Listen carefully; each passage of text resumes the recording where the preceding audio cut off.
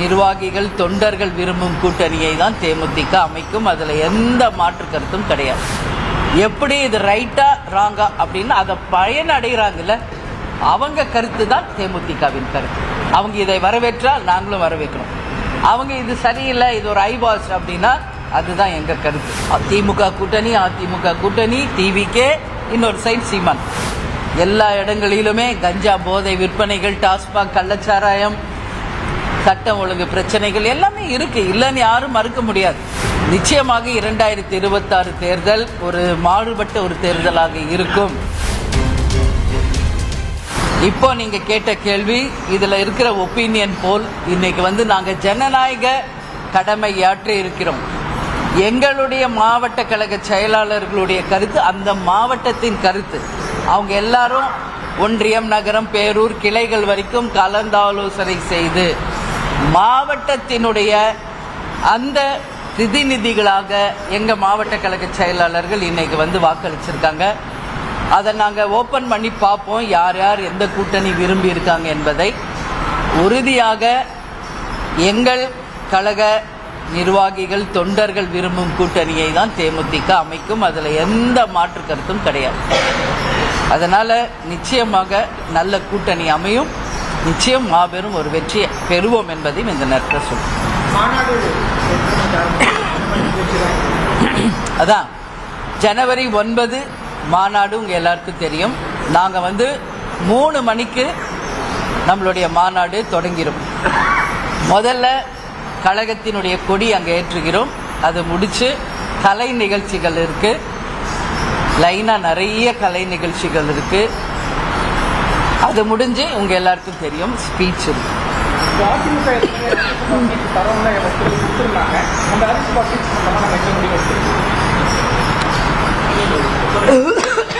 இல்ல அது நான் என்ன சொல்றேன்னா, இப்ப நடக்க இருப்பது சட்டமன்ற தேர்தல். எங்களுடைய ஃபர்ஸ்ட் பிரியாரிட்டி சட்டமன்ற தேர்தல் தான். அது எங்க கழகம் விரும்புவோரோடது அந்த கூட்டணி அமையும். அது மட்டும் கிடையாது, இந்த சட்டமன்ற தேர்தலில் தேசிய முற்போக்கு திராவிட கழகம் நிச்சயமாக மகத்தான கூட்டணியை நாங்கள் அமைப்போம். ராஜ்யசபா சீட் என்பது ஆல்ரெடி பேசப்பட்டது, ஆல்ரெடி சொல்லப்பட்டது. அது ஒரு புறம் இருக்கட்டும். இப்போ நடக்க போவது சட்டமன்ற தேர்தல். ஸோ எங்களுடைய முழு கவனம் சட்டமன்ற தேர்தலை நோக்கி தான் இருக்கும்.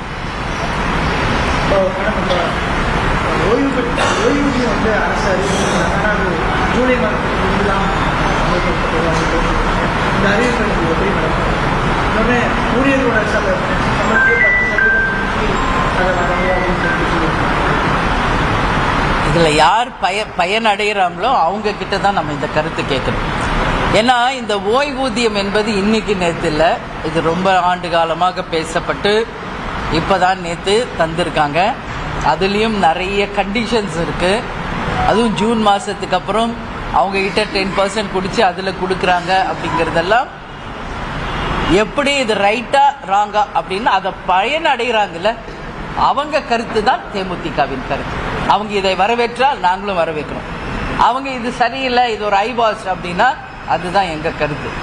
அது மட்டும் கிடையாது, இன்னைக்கு நம்ம பார்த்துக்கிட்டு இருக்கோம் தொடர்ந்து செவிலியர்கள், இடைநிலை ஆசிரியர்கள், தூய்மை பணியாளர்கள் தொடர்ந்து ஆர்ப்பாட்டம் நடத்திட்டு இருக்காங்க.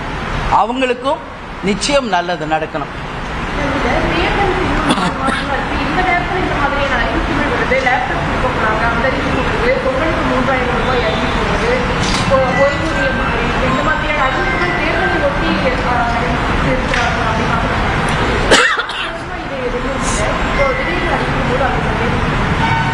இது யூஸ்வலா நடக்கிற ஒரு விஷயம் தானே.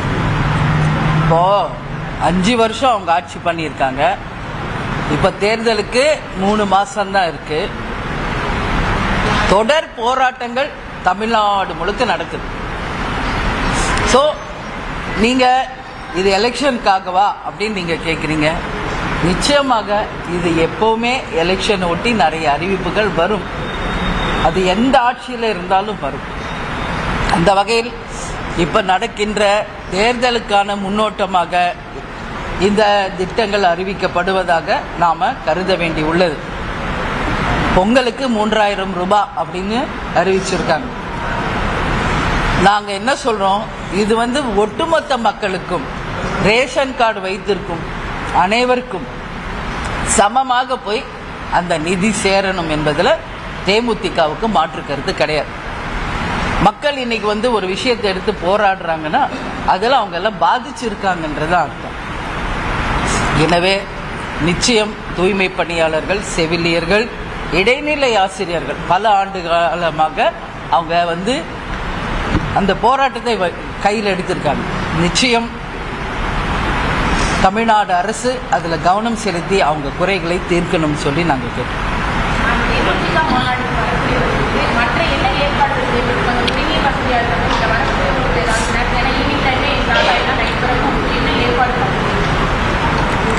தேமுதிக மாநாடுனா எப்படி இருக்கும் என்பது உலக அறிந்த விஷயம். ஏன்னா 20 வருஷமா எத்தனையோ மாநாடுகளை நம்ம நடத்தியிருக்கிறோம். அந்த வகையில் நீங்க கேட்குறீங்க, எல்லாமே கிளீனா ஆர்கனைஸ்ட் பண்ணியிருக்கோம். குடி தண்ணீர் லாரிகள், ஆம்புலன்ஸ்கள், அது மட்டும் இல்லாமல் உணவுக்காகவே தனியாக ஒரு செக்ஷன், எல்லாமே ஃபயர் என்ஜின்ஸ், எல்லாமே பாதுகாப்பு விஷயமாகட்டும், தண்ணீராகட்டும், கழிப்பிட வசதிகளாகட்டும், உணவாகட்டும், ஈவினிங் டைம் நீங்கள் சொன்னீங்க எல்லா ஸ்நாக்ஸ், டீ, காஃபி முதல் கொண்டு எல்லாமே ஸ்டால் போட்டு பக்காவாக ஆர்கனைஸ் பண்ணியிருக்கோம்.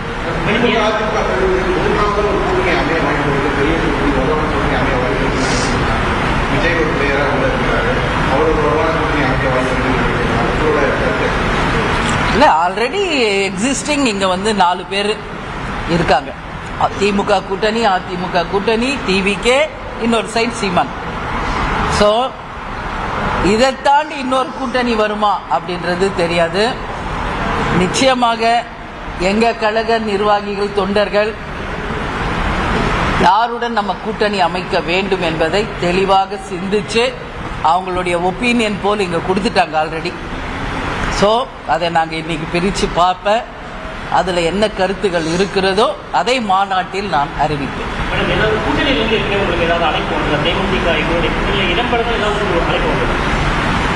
நான் ஏற்கனவே இதுக்கு பதில் சொல்லியிருக்கேன். தமிழ்நாட்டில் இருக்கும் அனைத்து கட்சிகளும் தேசிய முற்போக்கு திராவிட கழகத்திற்கு தோழமை கட்சிகள் தான். கேப்டனுடைய குரு பூஜைக்கு கூட நீங்க பாத்தீங்க, எல்லா கட்சி சார்பாக பங்கேற்றிருக்காங்க. அந்த வகையில் அனைவரும் தேமுதிகவுடன் கூட்டணி வைக்க விரும்புகிறார்கள், வரவேற்கிறார்கள். அதை நிச்சயம் உரிய நேரத்தில் சரியான ஒரு முடிவை நாங்கள் எடுத்து அதை அறிவிப்போம் என்பதை தெரிவிச்சுக்கிறோம்.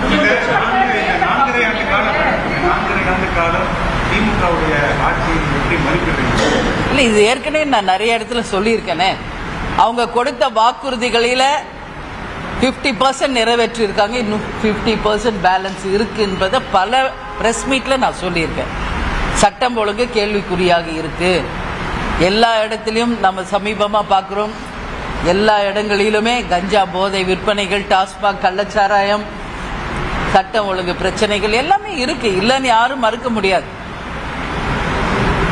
தொடர் ஆர்ப்பாட்டங்களும் போராட்டங்களுமே இதற்கான சாட்சி. அதனால ஏற்கனவே நான் சொன்ன பதில் தான் 50-50. நடந்தது 50%, இன்னும் நடக்க வேண்டியது 50%.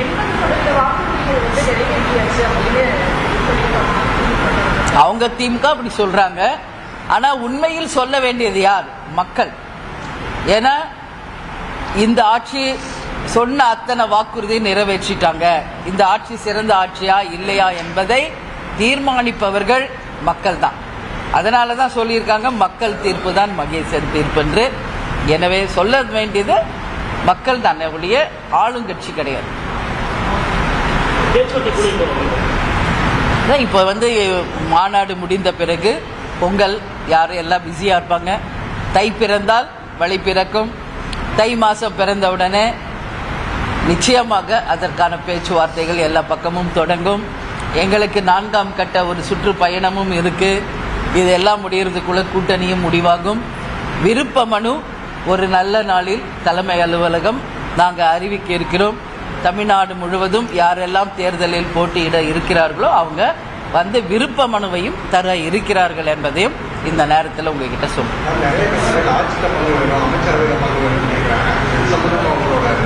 நான் தான் அது அதிகமாக சொல்லியிருக்கேன்.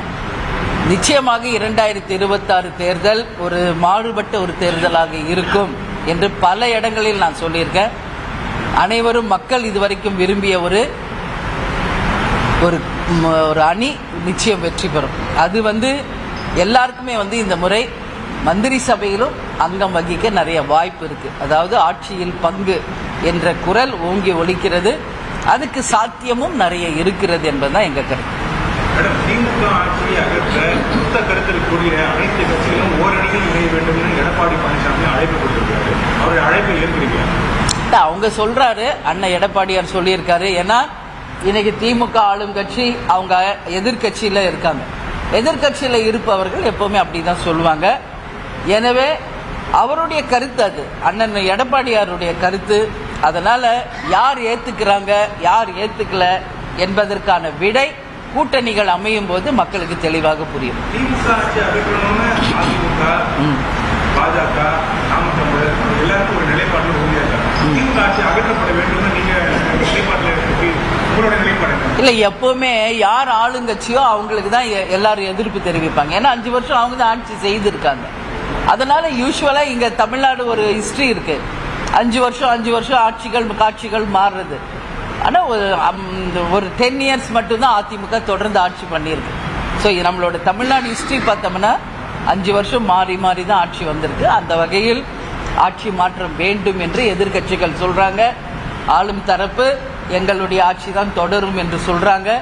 அதனால பொறுத்திருப்போம். நிச்சயம் இங்க நிறைய மாற்றங்கள் வரப்போகுது. ஏன்னா இந்த நிமிடம் வரை எந்த கட்சியும் இதுதான் எங்களுடைய ஃபைனல் கூட்டணி, இவங்க தான் எங்க கூட்டணியில இருக்காங்கன்னு இதுவரைக்கும் அறிவிக்கல. இன்னும் நிறைய மாற்றங்கள் எல்லாம் இங்க வர இருக்கிறது. நாம இவங்க தான் உறுதியான கூட்டணி என்று இந்த நிமிஷம் வரைக்கும் சொல்ல முடியாது தமிழ்நாட்டில். ஏன்னா கூட்டணியில் இருக்கிறவங்க வெளியேறலாம், புதியவர்கள் இணையலாம் என்ற கருத்து இருக்கிறது. நிச்சயம் தை பிறந்தால் வழி பிறக்கும். ஆனால் வருகின்ற தேர்தல் தமிழ்நாட்டுக்கும் தமிழக மக்களுக்கும் நல்லது நடக்கும் ஒரு தேர்தலாக நிச்சயம் இருக்கும் என்பது என்னுடைய கருத்து. அதான் வெயிட் பண்ணுங்க. நீங்க எல்லாமே இன்னைக்கு உங்களுடைய அத்தனை டவுட்ஸும் மொத்தமாவே இன்னைக்கே நான் சொல்லணும்னு நினைச்சீங்கன்னா அதுக்கு வாய்ப்பு கிடையாது. ஏன்னா எங்களுடைய ஒப்பீனியன் போல் இங்க ஆல்ரெடி போட்டாங்க. அதை பார்ப்போம். அதற்கு பிறகுதான் தேமுதிகவினுடைய கருத்து என்ன என்பதை மாநாட்டில் நாங்கள் தெரிவிப்போம். நன்றி, வணக்கம்.